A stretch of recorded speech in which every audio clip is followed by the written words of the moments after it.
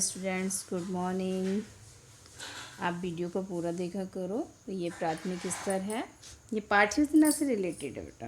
प्राथमिक स्तर पर भाषा शिक्षण के ऊपर के अनुदेशन का जो उद्देश्य का मैंने बताया था वो तो आपका हो चुका। ये एक कक्षा 1 से 5 तक के लिए। दूसरा भाग आज मैं कराऊंगी, इसका पार्ट 2 उच्च प्राथमिक स्तर पर भाषा शिक्षण के उद्देश्य। ये 6 to 8 चलेगा, 6 to 8 चलेगा।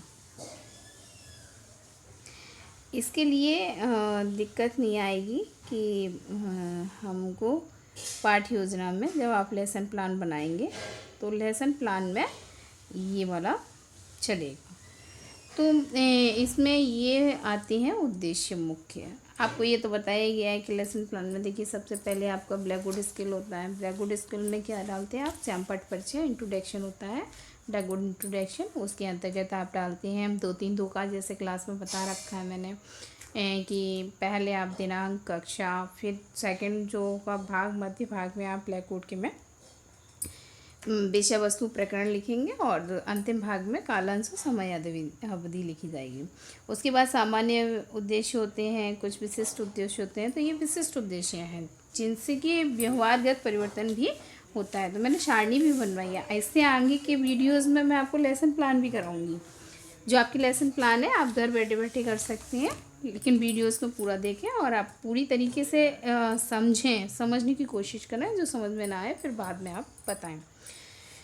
उच्च प्राथमिक स्तर पर भाषा शिक्षण के उद्देश्य। सबसे पहला देखिए, मातृभाषा शिक्षण के प्राप्त उद्देश्य प्रत्येक स्तर पर अलग अलग होते हैं, क्योंकि जैसे जैसे छात्र की आयु में वृद्धि होती है वैसे वैसे उसका भाषाई विकास बढ़ता जाता है। अतः जिन उद्देश्यों की प्राप्ति पर निम्न प्राथमिक स्तर पर 1 से 5 तक कम जोर देते हैं, उनमें से कुछ उद्देश्य अधिक जोर दिया जाता है। उच्च स्तर पर विकास का क्रम निरंतर धीरे धीरे चलता रहता है। दोनों स्तरों के मध्य कोई आकस्मिक परिवर्तन उपस्थित नहीं होता। उच्च प्राथमिक स्तर पर मातृभाषा शिक्षण किया जाता है, जिसके अंतर्गत सबसे पहला जो है ज्ञानात्मक आता है, जिसके अंतर्गत व्यवहारगत परिवर्तन भी होता है छात्र में। तो मैं आपको दोनों के टॉपिक लाइंस लिखाती जाती हूँ, आप लिखते जाइए। पहला है ज्ञानात्मक उद्देश्य। इसके अंतर्गत देखिए पहला क्या उद्देश्य आता है? भाषा संबंधी निम्नलिखित जानकारियाँ देना। ध्वनि, वर्ण, शब्द, पद, पदबंध, वाक्य, आशय, भाव, बोध, वैचारिक सुबोधता होनी चाहिए। सेकंड है पत्र, कहानी, निबंध एवं आत्मकथा आदि रूपों की जानकारी देना। तीसरा इसमें लिख सकते हैं औपचारिक व्याकरण का ज्ञान देना और व्यवहारिक व्याकरण के तत्वों से छात्रों को परिचित कराना। ये तीनों हो गए, गद्य, पद्य और आपका व्याकरण से रिलेटेड उद्देश्य हो गया।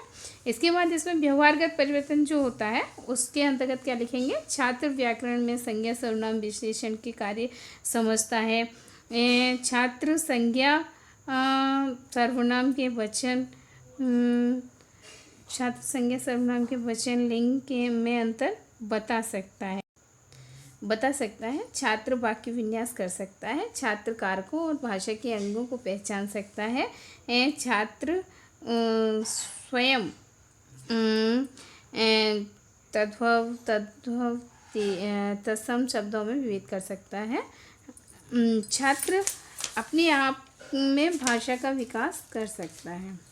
दूसरा होता है अर्थ ग्रहण। पहला आपका हो गया। दूसरा है अर्थ ग्रहण का उद्देश्य। अर्थ ग्रहण के उद्देश्य जैसे बोधात्मक होता है, बोधात्मक के अंतर्गत रखा जाता है बुद्धि का प्रयोग। हमने जब कोई वस्तु ले ली, ज्ञान ले लिया है ना, और उसको हाथ में रख के तो नहीं, उसको समझेंगे। दूसरा है अर्थ ग्रहण। अर्थ ग्रहण का अर्थ है उच्चारित या लिखित भाषा के भाव को पूरी तरह से समझने की शक्ति। इस प्राप्य उद्देश्य के 2 पक्ष होते हैं। अन्य पुरुषों द्वारा बोली हुई स्वभाषा में श्रुत सामग्री को समझने का पूर्ण विकास, और दूसरा होता है हिंदी के लेखकों द्वारा लिखी हुई भाषा को पूरी तरह से समझने की शक्ति। इसके बाद नेक्स्ट आता है अपेक्षित व्यवहारगत परिवर्तन। अपेक्षित व्यवहारगत परिवर्तन क्या होता है इसके अंतर्गत में? पहला छात्र ध्वनियों एवं ध्वनि समूहों को सुनकर उन्हें समझ लेता है। छात्र ध्वनियों के अंतर को स्पष्ट कर सकता है। छात्र शब्द भंडार में वृद्धि कर सकता है। छात्र लोकोक्ति मुहावरों का अर्थ समझ सकता है। प्रसंग के अनुसार उनका अर्थ निकाल सकता है। छात्र समानार्थी पदों और शब्दों के अर्थ में भिन्नता बता सकता है। छात्र शब्दों के पर्यायवाची शब्द बता सकता है। पाठ में किसी शब्द अथवा पद का किसी व्यक्ति के लिए उपयोग हुआ है, उस व्यक्ति का नाम पाठ में से चुनकर छात्र बता सकता है। वाक्य है एवं वाक्यांशों का आशय अथवा अभिप्राय स्पष्ट कर सकता है, जैसे उसी पाठ में आए हुए वाक्यों का अर्थ बता सकता है। एक जैसे लगने वाले शब्दों का अंतर स्पष्ट कर सकता है। जैसे देखिए, पानी बाढ़े नाव में, घर में बाढ़े दाम, दोनों हाथ उलीचिए यही सयानो काम। ये देखिए इसमें दे रखा है कि कक्षा 8 का है कि पानी और धन दोनों को कैसे उलीचा जाता है। नेक्स्ट इसमें छात्र पाठ का मौन वाचन कर अर्थ ग्रहण कर सकता है। छात्र पठित अंश के भाव का विश्लेषण कर सकता है। छात्र पठित अंश के महत्वपूर्ण तथ्यों, विचारों और भावों को चुन सकता है। ये हो गया अर्थ ग्रहण करना। इसके अंतर्गत देखो आपने व्यवहारगत परिवर्तन भी देखा और उद्देश्य भी। इसके बाद नेक्स्ट होता है आपका अभिव्यक्ति का उद्देश्य। अभिव्यक्ति का अर्थ होता है अपने द्वारा श्रुत या पठित सामग्री अथवा किसी के द्वारा लिखित सामग्री के भावों, तथ्यों तथा विचारों को अपनी भाषा में प्रकट करना। अपने विचारों, भावों और स्वानुभूतियों को प्रकट करना भी क्रिया में समाविष्ट कार्य है, किंतु उस क्षमता का विकास शिक्षा के उच्चतर स्तरों पर ही अधिक किया गया है। अभिव्यक्ति के दो तरीके होते हैं, मौखिक एवं लिखित। अन्य व्यक्ति के अथवा अपने विचारों, भावों, अनुभूतियों को स्पष्ट और प्रभावशाली ढंग से लिखकर व्यक्त करने की क्षमता का विकास होता है। इसमें अपेक्षित व्यवहारगत परिवर्तन के अंतर्गत इसके दो मान्य पक्ष होती हैं प्राप्त उद्देश्य के, इसलिए दोनों के अनुकूल व्यवहारगत परिवर्तनों की सूचियाँ होती हैं। इसमें देखिए लिखित अभिव्यक्ति के अंतर्गत जो व्यवहारगत परिवर्तन होता है उसके अंतर्गत छात्र कम से कम शब्दों में अधिक से अधिक भावों, विचारों, तथ्यों को लिखकर व्यक्त करता है। दूसरा है छात्र विषय सामग्री के उचित अनुच्छेद को विभक्त कर लिख सकता है। छात्र अपनी लिखित सामग्री में प्रसंगानुकूल शब्दों और शुक्तियों का प्रयोग कर सकता है। छात्र तार्किक ढंग से विचारों को लिखकर रूप में व्यक्त कर सकता है। छात्र मुहावरों, लोकोक्तियों का भी अपने वाक्यों में प्रयोग कर सकता है। छात्र किसी सामान्य विषय पर निर्दिष्ट बिंदुओं में लिख सकता है। ये सारे जो व्यवहार का परिवर्तन है ये लिखित रूप में। अब इसका दूसरा भाग होता है मौखिक रूप में अभिव्यक्ति होती है। उसके अंतर्गत क्या व्यवहारगत परिवर्तन होते हैं। पहला है छात्र अपनी बात को अथवा दूसरी की कही हुई बात को अपनी भाषा में प्रकट प्रभावशाली ढंग से करता है, मौखिक रूप में व्यक्त करता है। छात्र अपनी बात को उचित हाव भाव के साथ कहकर श्रोताओं को प्रभावित कर सकता है। नेक्स्ट है छात्र अपनी बात को अथवा श्रुत कथन को आत्मविश्वास के साथ दूसरों को कहकर समझा सकता है। नेक्स्ट है छात्र दूसरों के साथ शिष्टतापूर्वक वार्तालाप कर सकता है। नेक्स्ट छात्र सूक्ष्म भाषण दे सकता है और सभा में किसी भी प्रकार की हिचकिचाहट का अनुभव नहीं करता है। इसके बाद नेक्स्ट आता है आपका कौशलात्मक उद्देश्य। कौशलात्मक उद्देश्य के अंतर्गत हम लिखते हैं कि हम किस प्रकार से चार्ट मॉडल तैयार करवाते हैं विषय वस्तु के अनुकूल और किस प्रकार से बच्चे उसको तैयार करते हैं। तैयार करने में जो उनका व्यवहारगत परिवर्तन होता है मतलब मुख्य बिंदुओं से, और जो समस्याएं आती हैं प्रयोगशाला के अंतर्गत उनका अनुभव करता है और उनको सुधारने का प्रयत्न करता है कौशलात्मक उद्देश्य के अंतर्गत। फिर आता है अभिरुचि का उद्देश्य। अभिरुचि का उद्देश्य है रुचि और अभिरुचि मन की भावना होती है जिसके कारण हम किसी वस्तु में दिलचस्पी या रुचि लेने लगते हैं। अभिरुचि का अर्थ है विशेष रुचि, अतः भाषा और साहित्य में जो रुचि होती है उससे विशेष रुचि कहेंगे। भाषा और साहित्य में विशेष रुचि के विकास का अर्थ है छात्रों में पाठ्यक्रम के अतिरिक्त अन्य पुस्तकों के पढ़ने में दिलचस्पी पैदा करना, अच्छी अच्छी कविताएं कंठस्थ करना, कक्षा और विद्यालय की पत्रिका में योगदान देना, विद्यालय में होने वाली साहित्यिक गतिविधियों में भाग लेना, साहित्यकारों कवियों के चित्र इकट्ठी करना और रुचियों को भाषाई और साहित्यिक रुचियाँ माना जाता है। इसके अंतर्गत आता है अपेक्षित व्यवहारगत परिवर्तन। छात्र अपने सहपाठियों की सहायता से निर्धन छात्रों की सहायतार्थ किसी एकांकी का सार्वजनिक अभिनय कर सकता है।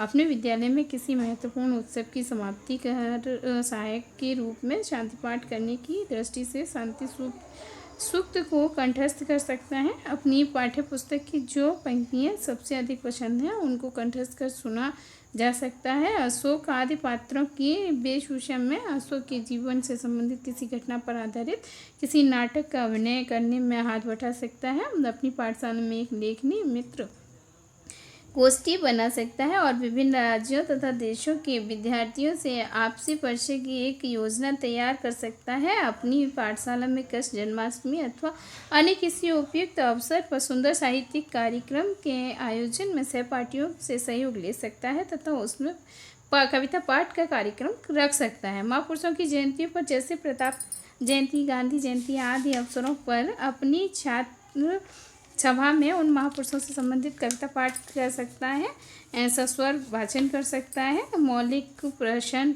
नाटक, लेख तथा निबंध लिख सकता है। छात्र वाद विवाद, अंताक्षरी, कवि गोष्ठी, कवि दरबार तथा कवि सम्मेलन का आयोजन करने में हाथ बटाकर रंगमंच पर आ सकता है। छात्र मीरा और सूर की जयंती के अवसर पर पठित पाठों के आधार पर इनके पदों को रंगमंच पर गायन कर सकता है। अपने स्तर के अनुकूल रोचक कहानियाँ, नाटक, कविता की पुस्तकों को पढ़ने में रुचि ले सकता है। वह पुस्तकालय में जाकर पत्र पत्रिकाओं से अपने संकलन का कर सकता है विषय वस्तु से संबंधित, जिनमें चुनिंदा कविताओं, कहानियों, चुटकुलों, उक्तियों का संकलन हो सकता है। अपनी कक्षा अथवा अपने विद्यालय की साहित्यिक गोष्ठी के अवसर पर चारणों की शैली में श्री नारायण सिंह भाटी के द्वारा दुर्गादास काव्य से अनुवाचन कर सकता है। नेक्स्ट होता है अभिवृत्ति का उद्देश्य। अभिवृत्ति का उद्देश्य वृत्ति होती है आदत। भाषा शिक्षण का बहुत ही महत्वपूर्ण उद्देश्य है। छात्रों में सद्वृत्तियों का विकास होता है। मुख्य सद्वृत्तियाँ हैं आस्था, श्रद्धा, साहित्य प्रेम, मानव प्रेम, सहायता एवं संवेदनशीलता। भाषा शिक्षण द्वारा शिक्षक चाहता है उसके छात्र अपने देश की संस्कृति में आस्था रखें, भारतीय आदर्शों के प्रति श्रद्धावान हो, सामाजिक मान्यताओं में आस्था रखकर उनका पालन करें, देश प्रेम और मानव प्रेम की ओर अग्रसर हो, अपने पर्यावरण के प्रति संवेदनशील हो, सद्वृत्तियों के प्रति संपन्न विचार रखें और उन्हीं के अनुकूल कार्य करें। अभिव्यक्ति के उद्देश्य की प्राप्ति के लिए छात्रों में निम्नलिखित योग्यताओं का विकास आवश्यक है। इसके लिए देखिए क्या क्या परिवर्तन होते हैं। आपके छात्रों में अच्छी कविताओं को कंठस्थ करने की योग्यता पैदा की जाती है। उनकी साहित्यिक ग्रंथों के अध्ययन तथा अवलोकन में रुचि उत्पन्न करते हैं। उनमें साहित्यिक महत्व की पत्रिकाएँ, चित्र आदि संकलन करने की प्रेरणा उत्पन्न होती है। छात्रों में विद्यालय के साहित्यिक कार्यक्रम में भाग लेने की भावना उत्पन्न करना तथा सक्रिय भाग लेने की रुचि उत्पन्न करना, साहित्यकारों के चित्र आदि संकलन करना। इस उद्देश्य से पाठ्य वस्तु में शिक्षाप्रद कहानियाँ, लेख, कविताएं, जीवन गाथाएं संकलित की जा सकती हैं। 6, 7, 8 की पुस्तकों की विशिष्ट पाठों को उपयोग में लिया जा सकता है। इनके लिए पाठ बनाए जा सकते हैं, लेसन प्लान बनेंगे आपके। इसके अंतर्गत ये उद्देश्य आपको पूर्ति कर देंगे उसकी कि आप फर्स्ट पेज पाठों के उद्देश्य जिसमें प्राप्य उद्देश्य होते हैं इनके बारे में आपको आज अध्ययन कराया गया। इसके आगे इसके लेसन प्लान के और शिक्षण विधियों के बारे में जानकारी दी जाएगी। या आप वीडियो को पूरा देखें और पूरा देखने के बाद ही उसमें जो समस्याएं आ रही हैं उसके कमेंट्स करें। ये आपके लेसन प्लान के जो भी आपके लेसन प्लान है लैंग्वेज से रिलेटेड है। इसके बाद देखिए पहले हिंदी शिक्षण के आपको दिए जाएंगे, फिर संस्कृत के और फिर इंग्लिश के। आप बराबर जुड़े रहें और वीडियोस को पूरा देखें।